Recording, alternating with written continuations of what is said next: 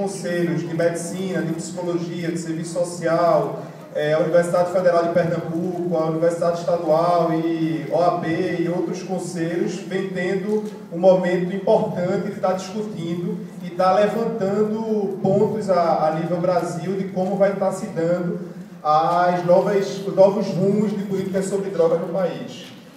Acho que na semana passada, nos últimos 3 dias, teve a reunião de todos os conselhos estaduais. A gente teve a vice-presidente, que é a Melissa Azevedo, teve presente, e houve inclusive um ponto muito importante, trazendo como Pernambuco vem se posicionando e vem trabalhando em relação às políticas sobre drogas no Estado. Um deles em relação ao eixo cuidado e ao programa Atitude.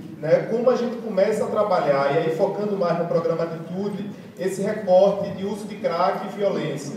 Como a gente começa a lidar estimular fatores de proteção, reduzir riscos sociais e está trazendo esse elemento que a gente tem a característica do usuário também no olhar do risco social, também no olhar daquele que está com a dívida no tráfico, aquele que tem uma violência explícita, aquele que é um potencial também vítima de homicídio. Então, como está lidando com esse público que tem múltiplos fatores, que tem múltiplas vulnerabilidades, além da questão toda biopsicossocial e a questão de risco, como está lidando com isso. Então, foi um dos programas que foi citado também como ponto de encontro na Bahia, como referências em relação à redução de riscos sociais e discussões para um público-alvo específico do usuário de crack.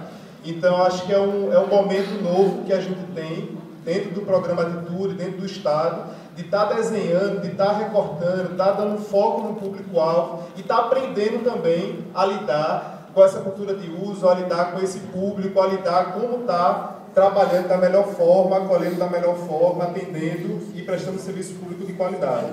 Acho que a gente tem um desafio grande. O programa Atitude, a assistência social, a saúde mental, os CAPs, os consultórios de rua, essa rede de fato está se encontrando, essa rede está estabelecendo parcerias, está criando fluxos, está de fato tendo uma sinergia de serviços para poder acolher e trabalhar com o usuário de droga de forma intersetorial.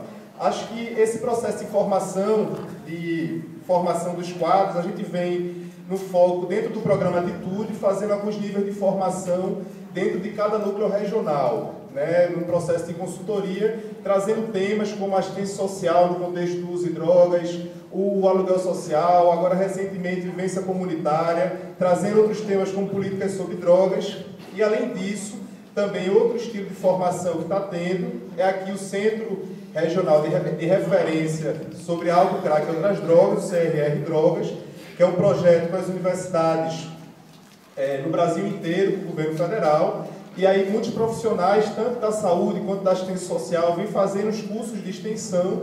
Aqui a professora Roberta Shoa, que tanto é do CEPAD quanto coordenadora do CRR Drogas, vem desenvolvendo, implantando esse novo centro de formação, e aí a gente vê a necessidade de também estar trazendo os temas que estão sendo debatidos e discutidos internamente no programa, abrindo mais para até fortalecer e estimular com que essa rede se encontre, com que outros serviços se encontrem, não fique específico no programa Atitude e possa estar abrindo mais um diálogo e refletindo sobre as diversas questões e temas transversais que abordam o tema crack. E aí, acho que é uma pesquisa inovadora, nova no Brasil, que vocês vão poder estar vendo sobre a composição do crack, aí um olhar mais da composição de fato biológico da pedra de crack, e a forma, e todos os estudos detalhados, eu tive a oportunidade de ver, e causa uma certa impressão de todo o processo, de como é feito,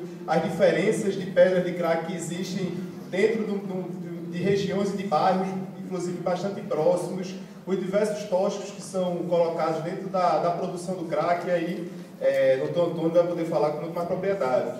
E a gente tentar fazer isso até de forma sistemática, de a cada 2 meses ou mensalmente, estar criando espaços de diálogos com vários temas que abordam, de alguma maneira, o tema do crack, de uso de crack, que a gente esteja trabalhando na ponta. Então, desejo a todos uma boa palestra e que a gente possa mais vezes estar se encontrando e estar trazendo essas reflexões. Obrigado.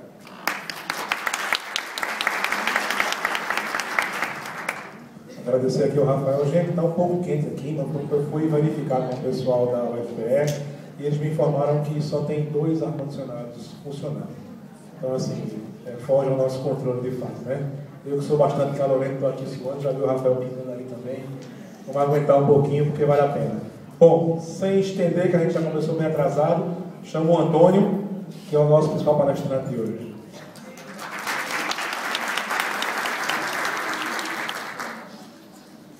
Boa tarde a todos. Eu me chamo Antônio Gomes, eu sou biomédico, formado aqui pela universidade. Atualmente eu estou fazendo doutorado em ciências farmacêuticas. Pode passar aqui o próximo, por favor. Tem que ver alguém para apagar a luz, né? Então, Eu não sei onde é que apaga, vamos ver o pessoal. Rapidinho. Tenho como orientador a professora Beate Santos, que é do Departamento de Ciências Farmacêuticas, e como co-orientadores os professores Alexandre Schuller, Departamento de Engenharia Química, e o professor Ricardo Oliveira, Departamento de Química Fundamental. Atualmente ele está desenvolvendo esse trabalho, a avaliação das apreensões e composição química das pedras de crack no estado de Pernambuco. A questão das avaliações foi feita das apreensões no período de 2001 a 2011, mas também tem em relação à composição química dados mais recentes. Temos uma parceria com a professora aqui, Roberto Shoa, já citada. Eu faço parte também do Centro Regional de Referência de Estudos sobre Drogas, CRR Drogas. Alguns aqui foram meus alunos, né, que eu dou o curso na parte de Bioquímica e Toxicologia de Drogas. E também nós temos uma parceria com o pessoal do Vox Labs, lá do Centro de Informática, aqui também o pessoal. E vamos mostrar agora um pouco dos resultados da pesquisa que nós estamos desenvolvendo. A motivação básica: estudos recentes demonstram aumento da prevalência do consumo de crack. O consumo de crack vem sendo associado à criminalidade e à violência, e o uso de crack tem se transformado em um problema de saúde pública extremamente importante.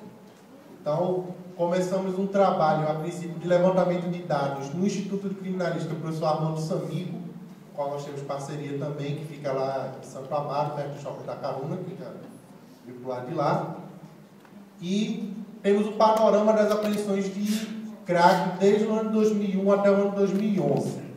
Então, no ano de 2001, foram feitos 835 casos registrados na unidade de laboratório do Instituto Criminalístico.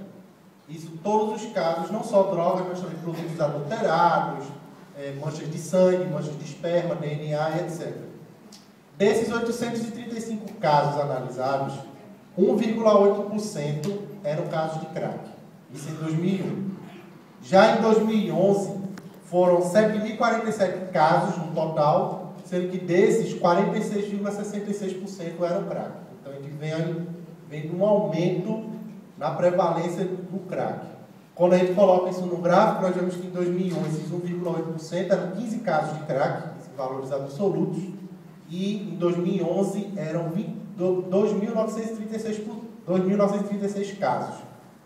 Isso dá um aumento de mais de 19.000% nas apreensões de crack ao longo de 11 anos no estado. Bem, quando comparamos os casos de crack, que é a linha em vermelho, com os casos de maconha, nós notamos que em 2010 os casos de crack eles ultrapassaram os casos de apreensão de maconha. E agora estão, em 2011, tenderam a se igualar. Maconha novamente agora em 2012 passou um pouco o crack. Quando avaliamos em tendência, nós vemos que ao longo dos 11 anos estudados, a maconha ela tende a diminuir a sua frequência de apreensão, enquanto o crack ele tem tendido a aumentar essa frequência de apreensão. Em relação à massa de crack apreendida, em 2001 nós tivemos 87 gramas de crack apreendido, comparado com 2011, que foram mais de 150 quilos. Esse valor já para 2012 fica bem maior. Só notando que, rapidinho no anterior, de 2010 para 2011 a massa ela dobrou. Porque em 2010 eram 75 quilos. Passou para o dobro, 150 quilos. Bem, só para ter uma ideia, no site do Pacto pela Vida, oficial pelo Governo do Estado, pode passar a informação que consta lá, que haviam sido apreendidos em 2010 25 quilos de crack. Sendo que nos dados que eu mostro lá, tinham 75 quilos. Isso por quê? Porque a única fonte que foi usada foi o Departamento de Repressão ao Narcotráfico, que é a principal delegacia que faz as apreensões do grosso de drogas. Sendo que nós temos as outras delegacias também fazendo. Então o dado ele foi subestimado. Então, na realidade, nós temos 75 quilos de droga e foi apenas divulgado 25 quilos. 25 quilos, que a fonte é o DENARC. Em relação à massa de droga ao longo, todos os anos, ao longo dos meses, nós notamos que em 2003 nós tivemos uma grande apreensão no início de janeiro, que fica o gráfico um pouco estranho de ser visualizado, mas nos últimos 6 anos, de 2006 até 2011, nós podemos mostrar uma sazonalidade dessas apreensões. Elas se concentram mais entre os meses de fevereiro e março e ali entre setembro e outubro, em relação à massa de droga apreendida. Bem, o crack, ele às vezes é apreendido, você tem apreensão de crack e outra droga. Tipo crack maconha, crack cocaína, crack loló. Que são os chamados casos em conjunto. Dos 15 casos de crack em 2001, 46,67% desses casos, quase metade, eram apreensões em conjunto. Já dos 2.936 casos de 2011, 20,98% eram casos em conjunto, ou seja, nós temos uma prevalência agora maior de apreender o crack, ele por si só sem estar associado com outra droga. E quando nós vemos quais são essas outras substâncias ou drogas associadas, 69% é maconha, 10% é cocaína, 9% é ácido bórico. Isso começa a explicar a prevalência do pessoal começar a usar o pau virado, que é justamente a pedra de crack misturada com ácido bórico. 2% loló, 2% medicamentos, que são aqueles medicamentos, basicamente medicamentos de uso controlado, tarja preta, ansiolíticos. 2% de inalantes e solventes, que aí entra cola, loló, thinner. Mais 2% de bicarbonato, 3% outras apresentações, que aí nós temos a merla, o mesclado e o próprio virado, mesclado com a cigarrinha de maconha, com as pedras de crack, e 1% outras substâncias como amido, farinha de trigo, pó de vidro, etc. Bem, em relação agora a gênero e idade, como nós temos apreendidos com crack, 72% das pessoas apreendidas com crack ao longo desses 11 anos são do sexo masculino maiores de 18 anos. 12% são do sexo feminino maiores de 18 anos. 14% do sexo masculino menor de 18 anos. E 2% do sexo feminino menor de 18 anos. Quando nós separamos os gêneros agora por faixa etária, a correlação é bem parecida. Maiores de idade, 86% é do sexo masculino, contra 14% do sexo feminino. E menores de idade, 87% masculino, 13% feminino. Em relação agora por faixa etária dos menores de idade, nós temos que 15% é do sexo masculino entre 12 a 14 anos. A maior parte, 40%, está do sexo masculino entre 15 e 16 anos. 20% é sexo masculino, 17 anos. Nós temos 5% sexo feminino entre 12 e 14 anos. 6% sexo feminino entre 15 e 16 anos. E 8% sexo feminino com 17 anos.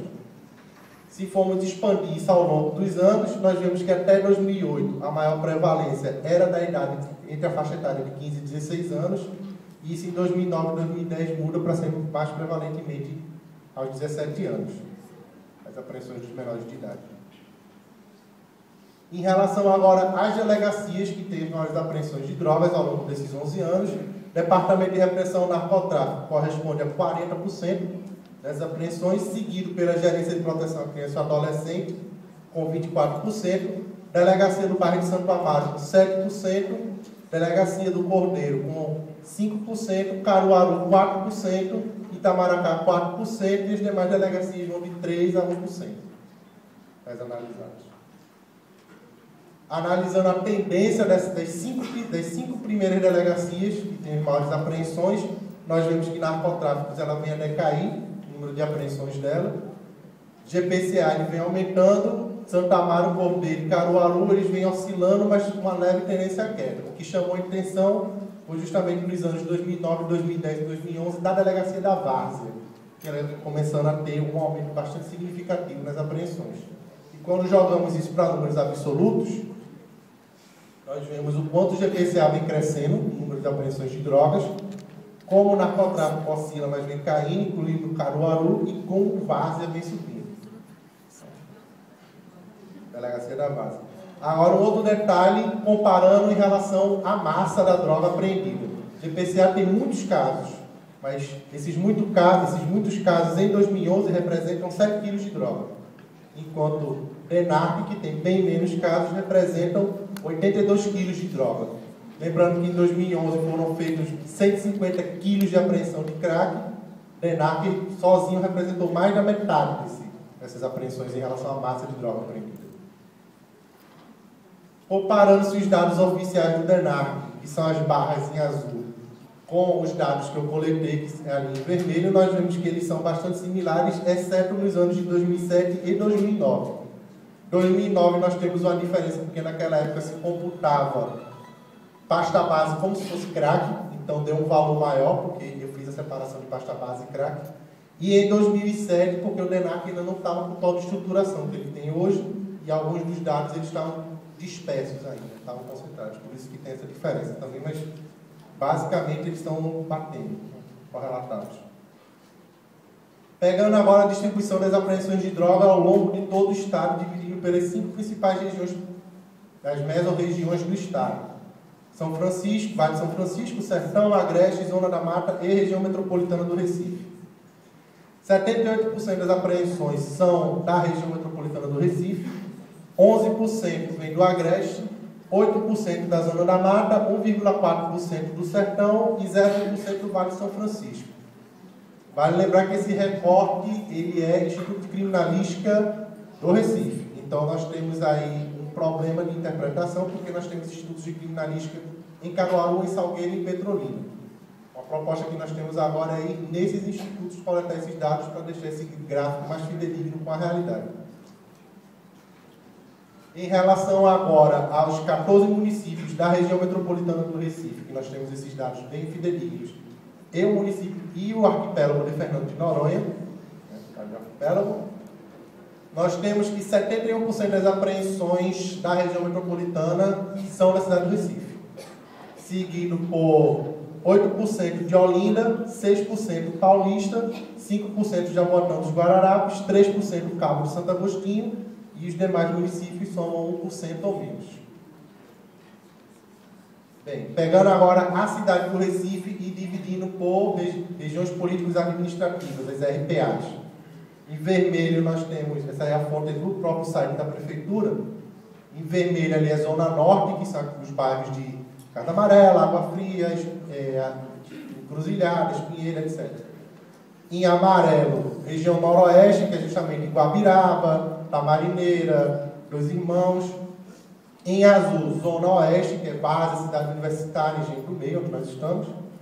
Em cinza, o centro, bairro do Recife, Santo Amaro, Coelhos. Em verde, região sudoeste, onde nós temos Afogados, Curado, Sancho. E em rosa, Zona Sul, Boa Viagem, Ibura, Pina, Brasília Teimosa. As delegacias, 20% das apreensões são da Zona Noroeste, 4% Zona Norte, 25% Zona Oeste, 29% Centro, 2% região Sudoeste e 20% região Sul. Só a Zona Sudoeste, aqui essa região da Várzea, com o Centro responde a mais de 50% das apreensões. E quando dividimos delegacias de bairro com delegacias especializadas, fica 50% dos casos nas delegacias especializadas e 50% dos casos para as delegacias de bairro. Comparando o resultado com os dados do Grupo de Estudo de Álcool sobre Drogas, aqui coordenado pela professora Roberto Shoa, o Eulâmbio Cordeiro, que é da Zona Oeste, ele corresponde a 32% das pessoas que estão em tratamento. O CPTRA na Zona Noroeste, 17%, José Lucena, Zona Sul, 15%, Luiz Cerqueira, no Centro, 14%, Vicente Araújo, na Zona Norte, 12%, e o Renê Ribeiro, na Zona Sudoeste, com 10%. Bem, agora, esses foram os mapas que nós geramos com o pessoal do Voxstar Labs, do Centro de Informática aqui da Universidade Federal de Pernambuco, em relação a consumo e apreensão. O mapa da esquerda, vocês, minha direita, está em relação aos dados de consumo que nós utilizamos no banco de dados aqui do pessoal do GEAD. Então, quanto mais para vermelho, maior o número de pessoas consumindo crack nesses bairros do Recife. Aquele bairro vermelho ali, grande, Casa Amarela. E mais para verde, menos o consumo.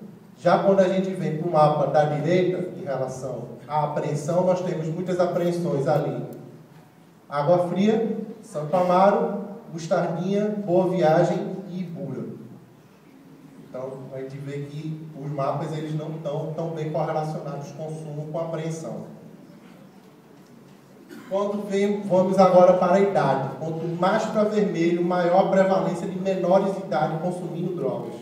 Nós temos aqueles 3 bairros ali aquele menorzinho no canto de cá, eu lembro que é Totó, os outros 2 ali eu não lembro.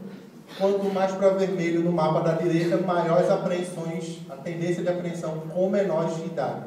E nós vemos que nós estamos tendo muitos menores de idade sendo apreendidos com drogas nesses bairros. Os bairros que não estão coloridos porque não há dados disponíveis. Em relação agora a gênero, quanto mais para vermelho, maior a prevalência de sexo feminino consumindo drogas no mapa da esquerda.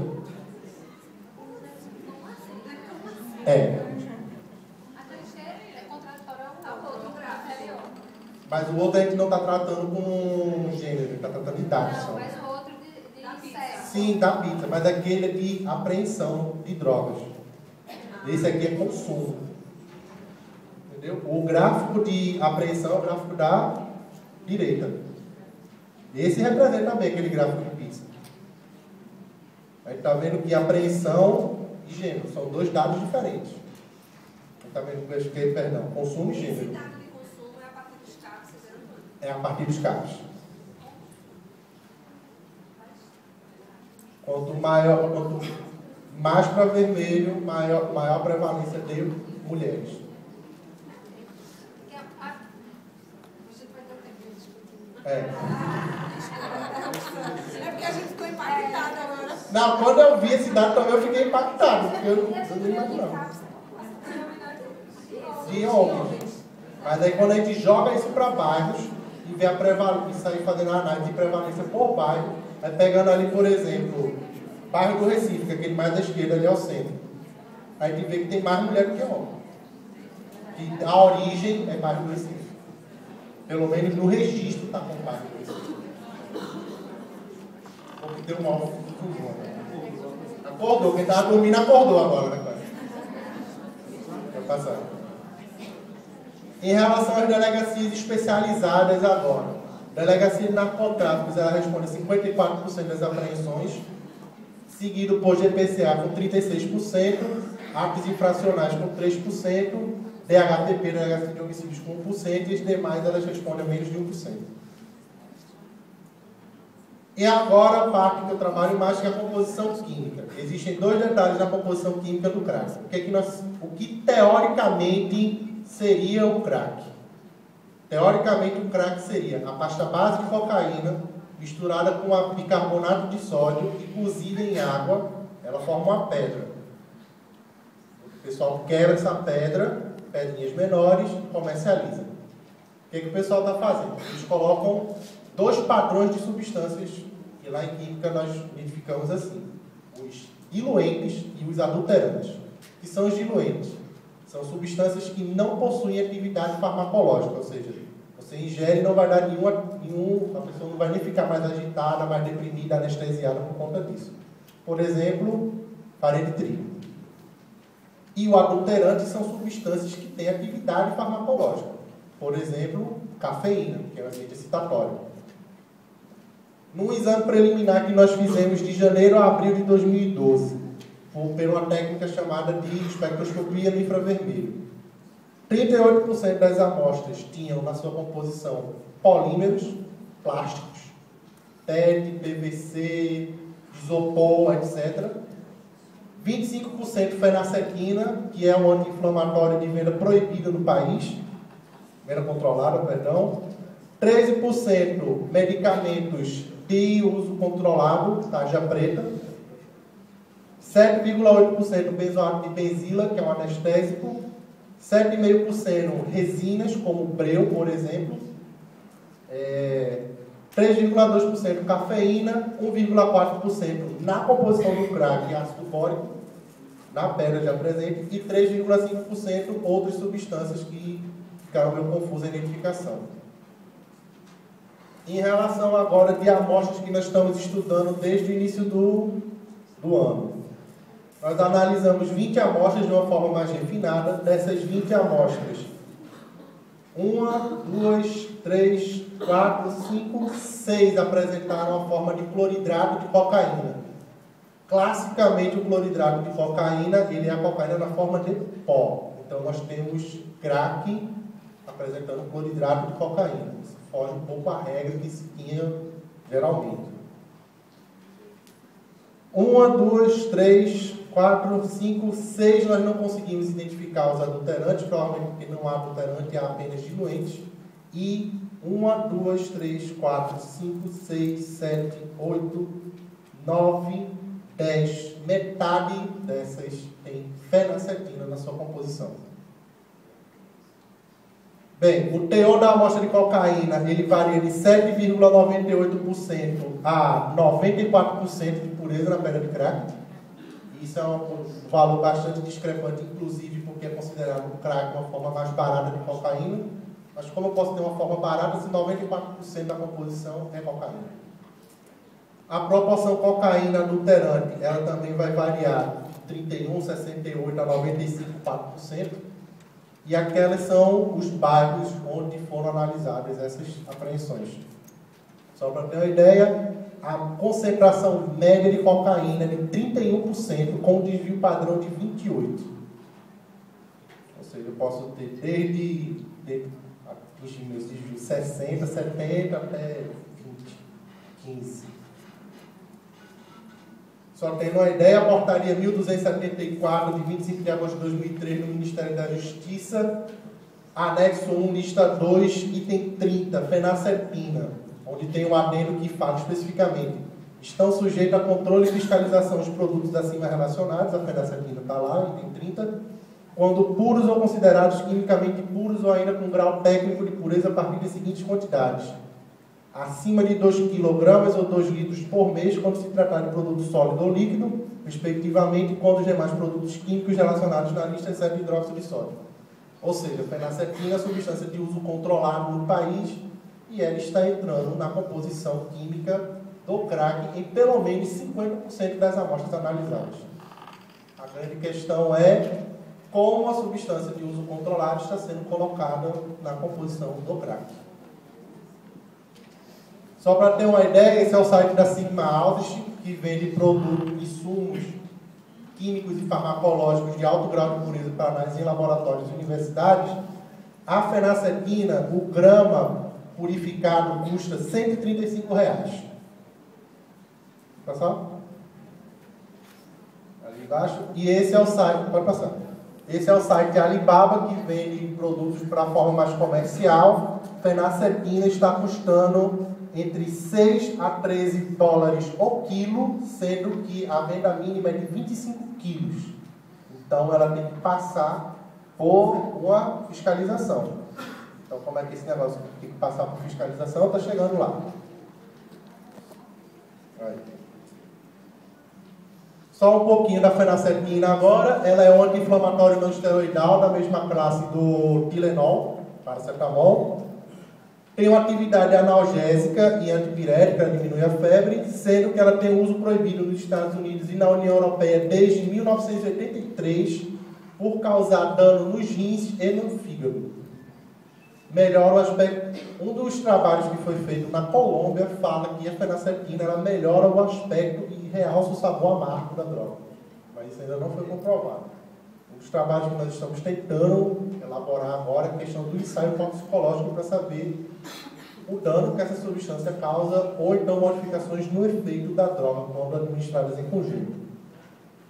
Em alguns resultados similares, o trabalho de Fukushima em 2010, o teor de cocaína na cidade de São Paulo que ele analisou na pedra de crack era de 71,3%, e os adulterantes que ele encontrou foi lidocaína, benzocaína e cafeína. O trabalho de Oliveira, em 2009, isso em Ribeirão Preto, ele mostrou que o crack de Ribeirão Preto tem 17,6% de cocaína, e o trabalho de Costa, em 2012, na Paraíba, mostra que o crack lá tem uma concentração de 71,9%, e o principal adulterante é fenacetina.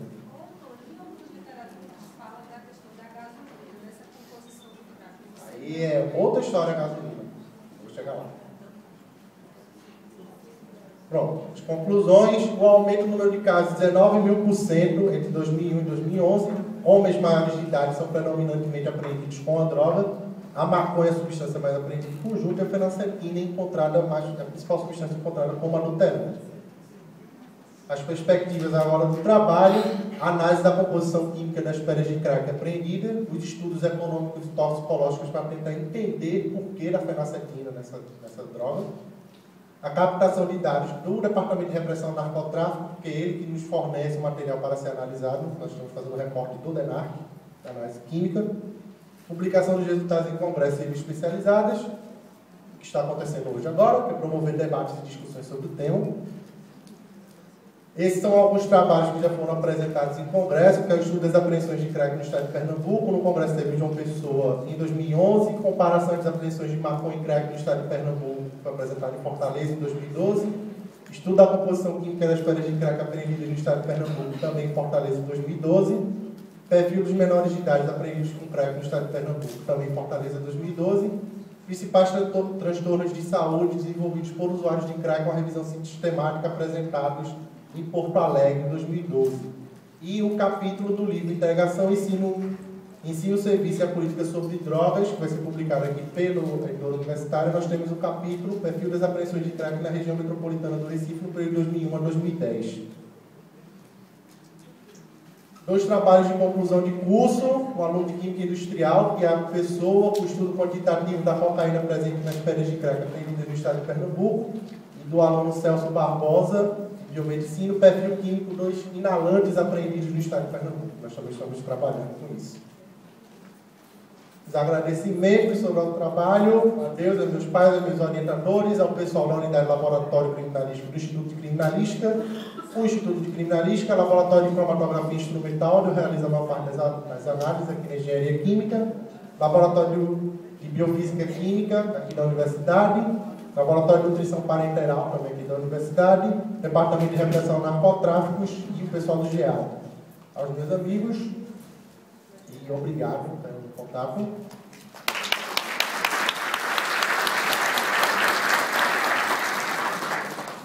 Bom, gente, a proposta é a seguinte: vai ter uma pequena apresentação, não problema de Antônio, que eu também vou fazer, que é com relação